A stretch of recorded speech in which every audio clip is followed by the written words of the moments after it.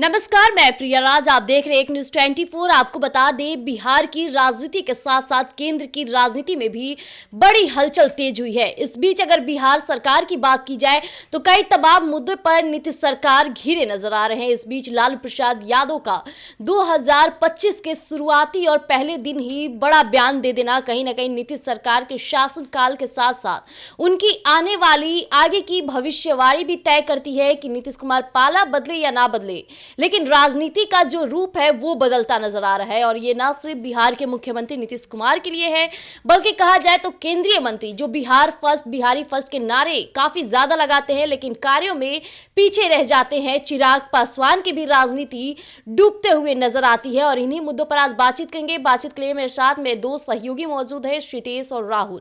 तो सबसे पहले हम सितेश से बात करते हैं। सितेश जी, लगातार बिहार के मुख्यमंत्री नीतीश कुमार जिस तरह से 2005 से अभी तक अपने कार्यकाल की कमान संभाले, सीएम पद पर बतौर उन्होंने कई ऐसे कार्य किए, लेकिन इन दिनों 2024 कहा जाए तो उनके लिए काफी ऐसा पॉइंट रहा, ऐसा साल रहा जो कई मुद्दों पर घिरे नजर आए। तो वहीं 2025 की शुरुआती के पहले दिन ही लालू प्रसाद यादव का बयान दे देना और फिर से पलटी मारने वाली बातें उठना शुरू हो गई है। क्या लगता है आपको? देखिए, ये तो बात तय है कि बिहार विधानसभा चुनाव से पहले राजनीतिक गलियारों में एक बड़ा भूचाल आने वाला है। नीतीश कुमार के अगर एनडीए में अगर रहने की बात है तो एनडीए तो इनको समर्थन दे रही है और एनडीए ने ये तक भी ऐलान कर दिया है कि नीतीश कुमार के नेतृत्व में चुनाव लड़ा जाएगा। लेकिन नए साल की जैसे ही शुरुआत होती है, लालू यादव का एक बड़ा बयान सामने आता है कि नीतीश कुमार के लिए उनके पास दरवाजे खुले हैं, यानी एक तरीके से खुला ऑफर दिया जाता है। तो ये ऑफर पार्टी तभी ऑफर करती है जब आप और उनके बीच में ऐसी कुछ बातें चल रही होती हैं, वरना विदाउट कम्युनिकेशन ऐसी बातें निकल कर आती ही नहीं। तो नीतीश कुमार के भी मन में ऐसा है कि कहीं ना कहीं अब हम इधर बदलेंगे, और जाहिर सी बात है कि वो बदलें भी क्यों ना।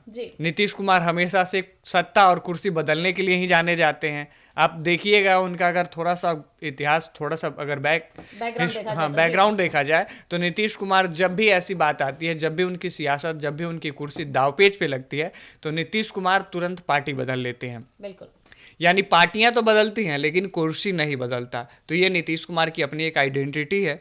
और दूसरी बात आपको बता दें, जो आपने चिराग पासवान की बात कही, तो जाहिर सी बात है कि हर कोई नेता चाहता है कि वो अपने पार्टी का विकास करे, वो अपने राज्य का विकास करे और वो अपने पार्टी के स्तर को बढ़ाए। जब भी किसी नेता को लगता है कि उसके अपेक्षा के अनुसार उसे सीटें कम दी जा रही है, उसे सदन में या फिर मंत्रालय उसके मन मुताबिक नहीं दी जा रही है, तब ऐसी बातें निकल कर आती हैं कि नेता एक दूसरे का दामन थामने पे मजबूर होते हैं और पार्टियों को छोड़ने पे मजबूर होते हैं। तो चिराग पासवान की बात बता दें तो अभी हाल ही बिहार में हुए उपचुनाव में अच्छा प्रदर्शन रहा, तो ऐसी बातें अभी नहीं निकल कर आती हैं। लेकिन बिहार विधानसभा में जिस तरीके से सीटों को लेकर डिमांड जो चल रही है पार्टियों की, तो ये अपने आप में एनडीए के लिए बहुत बड़ी चुनौती होगी। अगर नीतीश कुमार उस तरीके से एनडीए के किए बातों पे अगर नहीं उतरते हैं खरा, तो हो सकता है कि नीतीश कुमार को पार्टी छोड़ना भी पड़े। और नीतीश कुमार अगर ऐसे में अगर एनडीए छोड़कर महागठबंधन में जाते हैं तो उनके हाथ से दोनों चीज़ें जाएंगी। पहले हाथ से तो सत्ता जाएगा, दूसरी बात अगर उनके मन में अगर प्रधानमंत्री बनने तक का भी ख्वाब है तो वो भी चीज़ें कहीं ना कहीं विफल होती दिखेंगी। बिल्कुल। और राहुल जी, जिस तरह से एनडीए में अभी खटपट शुरू हो गई है, जिस तरह की आपको बता दें कि सूत्रों के हवाले पता चल रहा है कि सीएम नीतीश के नजदीक रहने वाले लोग ही उनके पीठ में छुरे घोंपने का कार्य कर रहे हैं, लेकिन इस वक्त नीतीश कुमार के विचार बदले नजर आ रहे हैं। लालू प्रसाद यादव की तरफ से जो बड़ा बयान, बड़ा ऑफर खुलकर सामने आया, उस बीच नीतीश कुमार चुप्पी साध बैठे हैं और ये बातें तक नहीं कहें कि हम एनडीए के साथ ही रहेंगे। क्या लगता है आपको? देखिए मैडम, राजनीतिक और क्रिकेट संभावनाओं का खेल है, यहाँ हर कुछ संभव है। नीतीश जी के लिए कोई नया बात नहीं है। नीतीश जी अगर 9वीं बार शपथ ले सकते हैं तो उनको 10वीं बार शपथ लेने में भी टाइम नहीं लगेगा। देखिए, एक फैक्ट की बात मैं करता हूँ, कहीं कोई राज्य में अगर मैम चुनाव होता है तो जो जिसकी सबसे बड़ी पार्टी होती है ना, वो ही अपना मुख्यमंत्री पद के दावेदारी पेश करता है। लेकिन बिहार में इसके उलट है। आप देख सकते हैं कि एनडीए के पास, बीजेपी के पास 79-80 को विधायक है और नीतीश जी के पास 43 को विधायक है, लेकिन बिहार का मुख्यमंत्री कौन है? नीतीश जी है। तो कहीं ना कहीं बीजेपी को ऐसा लगता है कि यहाँ पे दावेदारी हमारा रहना चाहिए। तो 2024 तक तो इन्होंने चलिए लोकसभा मिलकर लड़ लिया, लेकिन 25 में बीजेपी ऐसा कुछ नहीं करने वाली है।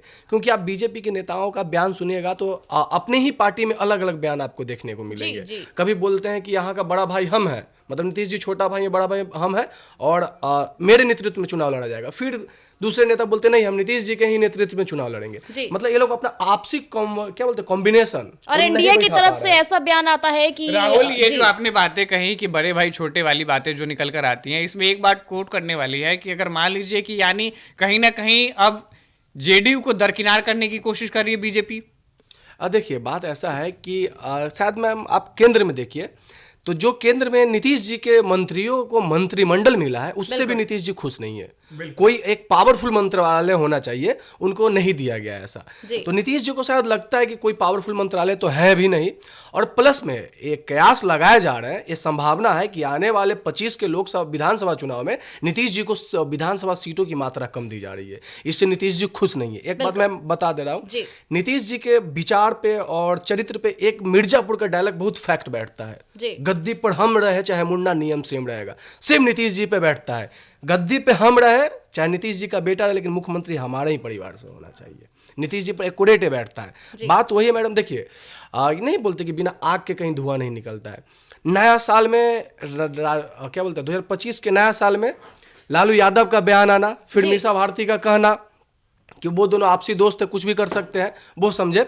नीतीश जी का चुप्पी साध लेना, नीतीश जी तो ऐसे तो बयान देते ही रहेंगे, हम 2 बार इधर उधर चल गए आएंगे जाएंगे, तो उनका कहना है, मतलब ऐसे ही कहते रहेंगे, इधर नहीं जाएंगे उधर नहीं जाएंगे। लेकिन जब समय आता है, जब उनके कुर्सी पे खतरा मंडराने लगता है, तो वो देख लेते हैं कि हमको कहाँ जाना है, हमारा कुर्सी एस्टेब्लिश रहना चाहिए। देखिए शायद हम कह सकते हैं कि नीतीश जी बिहार के चाणक्य हैं, क्योंकि 20 साल अगर मुख्यमंत्री की कुर्सी पे बैठ जाना बहुत बड़ी बात होती है। जी राहुल जी, लगातार कहा जाए 2005 से कंटिन्यू बिहार के सीएम पद पर नीतीश कुमार जी ही है, लेकिन बार बार उनके शासनकाल पर जो सवाल अभी उठ रहे हैं इन दिनों, अगर पहले की बात ना की जाए, 2022-23 की बात ना करके 2024 की बात किया जाए, तो नीतीश कुमार ऐसे कई मामले पर फंसे नजर आए, चाहे SSS का मुद्दा हो, यानी स्मार्ट मीटर, फिर शराबबंदी के मुद्दे को लेकर, लैंड सर्वे के मुद्दे पर काफी नीतीश कुमार इन दिनों घिरे नजर आए। और कहा जाए तो उनके शासनकाल पर सबसे ज्यादा सवाल उठा और राजद उसमें काफी दिलचस्पी लेती रही। लेकिन इस बीच देखा जा रहा है कि जहां लालू प्रसाद यादव कह रहे हैं कि खुलेआम ऑफर है, आए पार्टी में आए,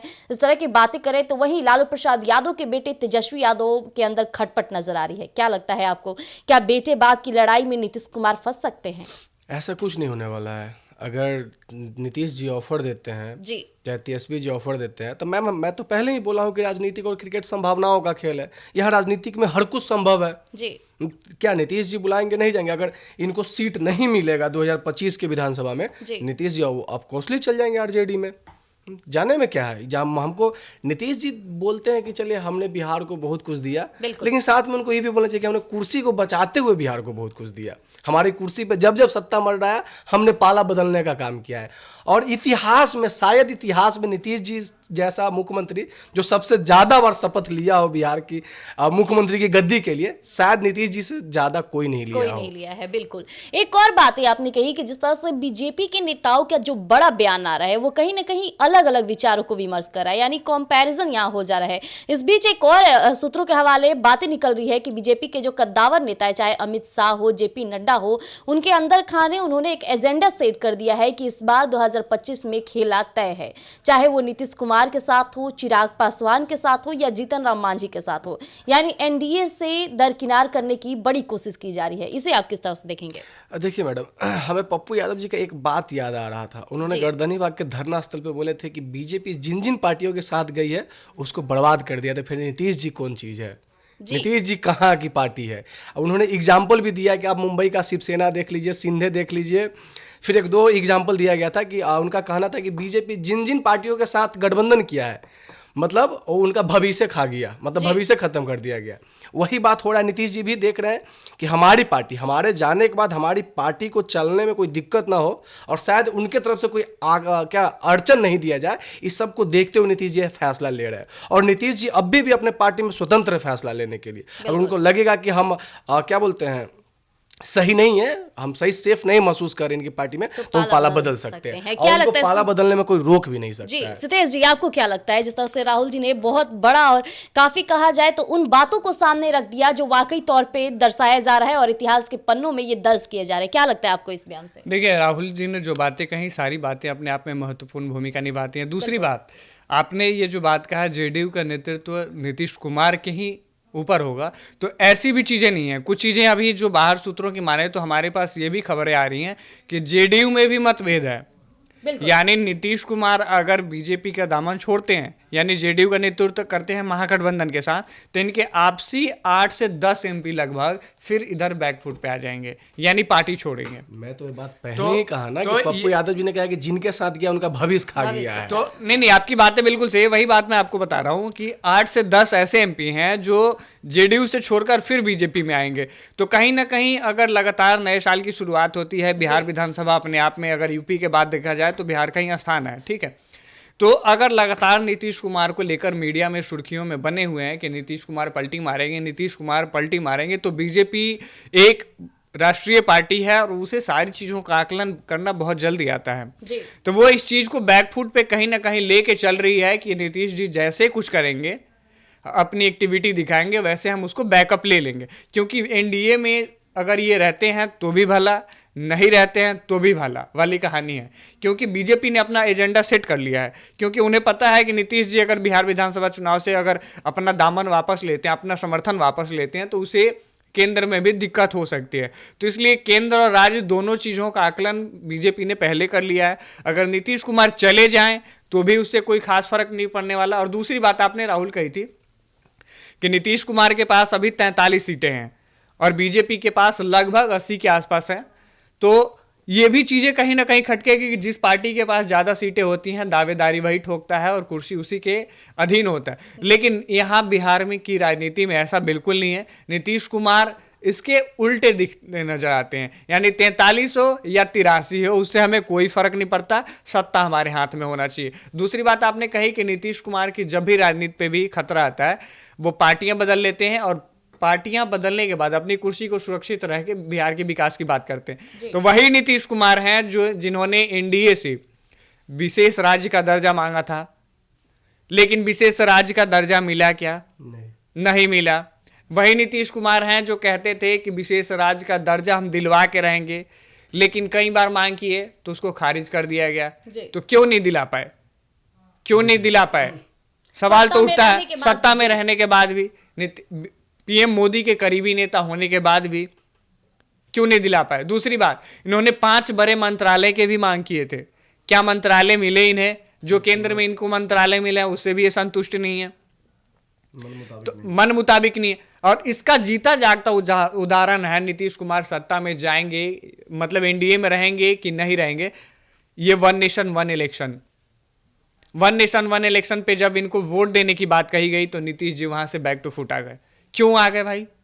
एनडीए के हिस्सा थे, वोट तो देना चाहिए था, समर्थन करते, तो क्यों नहीं किए? तो इससे कहीं ना कहीं ये चीजें जाहिर होती है कि एनडीए में भी कुछ ठीक नहीं है और जेडीयू में भी कुछ ठीक नहीं है। अब बिहार विधानसभा चुनाव की अभी हमें वो तारीख देखनी है जैसे ऐलान होगा सीटों का और पार्टियां अपने अपने उम्मीदवारों का लिस्ट जारी करेंगी, उसी बीच नीतीश कुमार का अगला कदम क्या होगा। क्योंकि ये तो पहले से तय है कि नीतीश कुमार कहीं ना कहीं बदलेंगे, क्योंकि मीडिया इतनी सुर्खियों में चला दी है और मीडिया के इतने सुर्खियों में चल रहे हैं नीतीश कुमार की मजबूरी कहें या नीतीश कुमार की जरूरी कहें, दोनों होना है। देखिए, जैसा आपने वन नेशन वन इलेक्शन की बात की जी, आप याद करिए जेपी नड्डा का बयान। उन्होंने क्या बोला था कि वन नेशन वन इलेक्शन आने के बाद क्षेत्रीय पार्टी खत्म हो जाएगी। नीतीश जी की पार्टी कौन सी पार्टी है? क्षेत्रीय पार्टी है।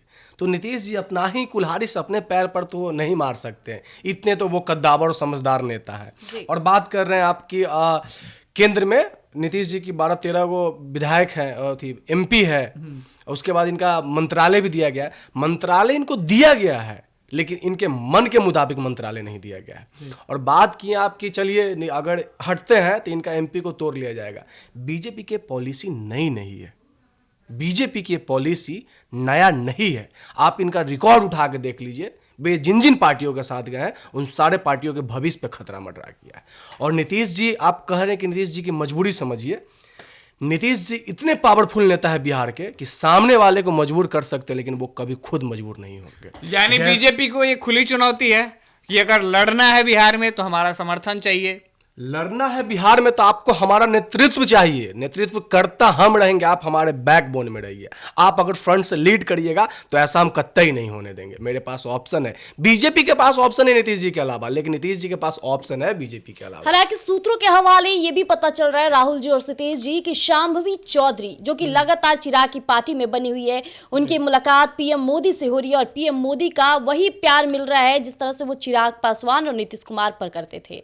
यानी हमेशा से देखा गया है जब भी वो चिराग से मुलाकात करते थे हैं तो उनका हाथ उनके सिर पर जरूर रहता है, ये गौर फरमाइएगा। अब वही हाथ उनका शांभवी चौधरी पर नजर आ रहा है। अब बड़ी बातें और सूत्रों के हवाले पता चल रहा है कि जब सीएम नीतीश और चिराग को दरकिनार किया जाएगा तो शांभवी चौधरी के साथ नजदीकियां बढ़ाई जाएगी और कहीं ना कहीं बिहार में काफी चमकता चेहरा शांभवी इस बार उभर कर आएगी। क्या लगता है आप लोग को? देखिए, ये तो अभी स्पष्ट कहना मुश्किल है कि चिराग पासवान को दरकिनार किया जाएगा, क्योंकि देखिए अभी चिराग पासवान ने अच्छी खासी अपनी लीडिंग पॉइंट दिखाई है। एक सीट उन्हें झारखंड में भी मिला था, एक सीट पे उन्होंने 100% स्ट्राइक रेट दिया। ठीक, तो इससे ये नहीं स्पष्ट कहा जा सकता कि उन्हें एनडीए से दरकिनार किया जाए, लेकिन ये जरूर बोलेंगे कि बीजेपी इस बार के मैदान में कुछ अलग तरीके से रवैया अपनाएगी और उसकी पूरी रणनीति जो होगी वो बहुत मतलब भयावह रूप लेगी और बहुत अलग तरीके से होगी, क्योंकि नीतीश कुमार से भी वो भली भांति परिचित है, चिराग पासवान से भी भली भांति परिचित है। तो वो समझती है कि बिहार की भूमि पे अगर इन्हें हमें पछाड़ना है तो कुछ उन्हीं के बीच से निकाल कर लाना होगा। यानी अगर आपने ये कहा कि शांभवी चौधरी से अगर नजदीकियां बढ़ रही हैं तो कहीं ना कहीं इसके पीछे की वजह यह भी होगी कि चिराग को दरकिनार करने की कोशिश की जा रही है। जी, क्या लगता है राहुल? सितेश जी, आप एक बात को गौर करिएगा, चिराग जी हमेशा बोलते कि हम बीजेपी के हनुमान हैं। कभी आपने बीजेपी की तरफ से कोई बयान सुना कि हाँ चिराग हमारे हनुमान है? कभी सुना आपने? तो आप नोटिस नहीं कर रहे, बीजेपी तो पहले से इनको इग्नोर कर रही है, तो जबरदस्ती कर रहे हैं कि हम अब बीजेपी का हनुमान है, मोदी के हनुमान है, मोदी के हनुमान है। लेकिन मोदी के कैबिनेट या मोदी के मंत्रिमंडल से किसी भी नेता ने कहा कि ये हमारे हनुमान है? नहीं कहा। देखिए, एक चीज मैं आपको और बता देता हूं, आप राजनीतिक करिए लेकिन अपना स्वाभिमान बेचकर राजनीतिक नहीं करिए।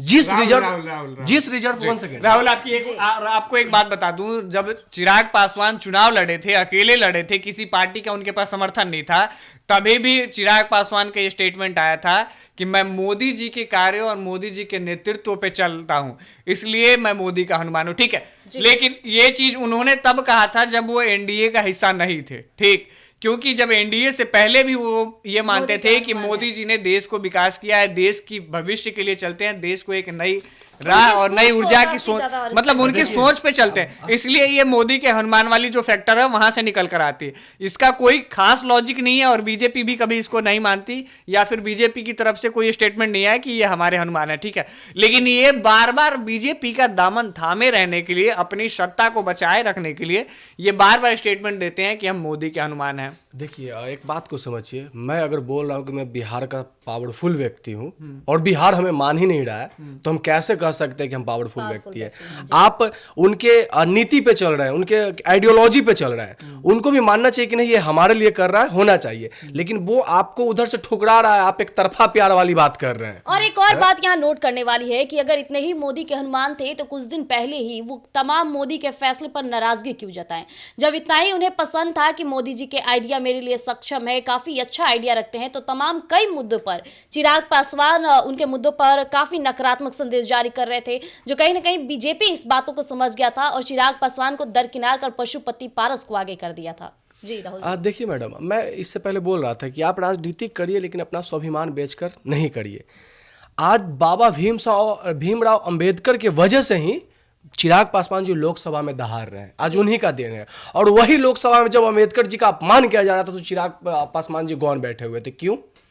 आप वही अंबेडकर जी का देन है ना कि आप बोल रहे हैं। जब इन्होंने बयान आया कि आप अमित शाह जी का बयान आया कि अंबेडकर एक फैशन बन चुका है, अगर इतना भगवान का नाम लेते तो स्वर्ग प्राप्त हो जाता है। शायद अमित शाह जी को भी मैं एक बात याद दिला देना चाहता हूं, ये वही भीमराव अंबेडकर जी का देन है कि आप भी उस लोकसभा में बैठ के बोल रहे हैं। लेकिन चिराग पासवान जी वहां पे भी एक स्टेटमेंट नहीं दिए, मतलब अपना अंतर का जमीर मार के उनके सहयोगी दल के साथ बैठे हुए हैं और कह रहे हैं कि हम बता रहा हूं राहुल, उन्होंने कहा था, चिराग पासवान का एक स्टेटमेंट भी रिलीज हुआ था अमित शाह के बयान के बाद कि ये वही कांग्रेस है जिन्होंने अंबेडकर का कभी सम्मान नहीं दिया, जब सत्ता में थे तभी और जब सत्ता में नहीं रहे तभी।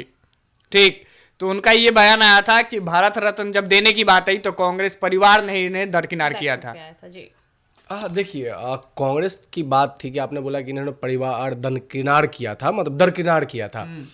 तो ये तो उन्हीं का हिस्सा थे। अंबेडकर जी भी तो कांग्रेस के हिस्सा थे। अब उनका आपसी घर का मैटर था, लेकिन कोई तीसरा व्यक्ति आपके घर में हस्तक्षेप कर रहा है तो आपको बोलना चाहिए था ना। आपको क्या लग रहा था उस समय? चिराग जी का एक स्टेटमेंट चाहिए था कि नहीं अंबेडकर जी पे?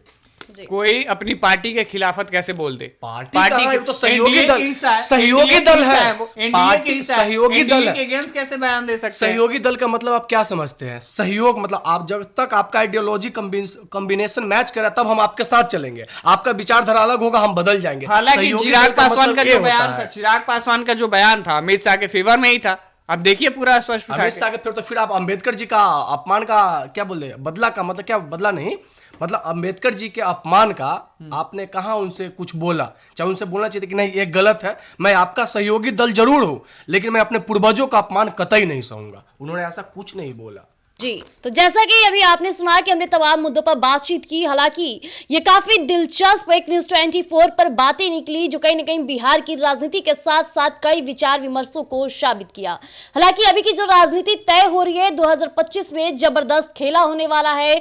कई चेहरे जाने वाले हैं तो नए चेहरे जुड़ने भी वाले हैं, क्योंकि जो बीजेपी का एजेंडा सेट हुआ है वो काफी लोगों के लिए भयावह रूप लेकर आएगा, लोगों के लिए चौंकाने वाली बात होगी जो कहीं ना कहीं बिहार की राजनीति से ही निकलकर सामने आएगी और देखना दिलचस्प रहेगा। तो तब तक के लिए बने रहिएगा एक न्यूज 24 पर। दीजिएगा इजाजत, धन्यवाद।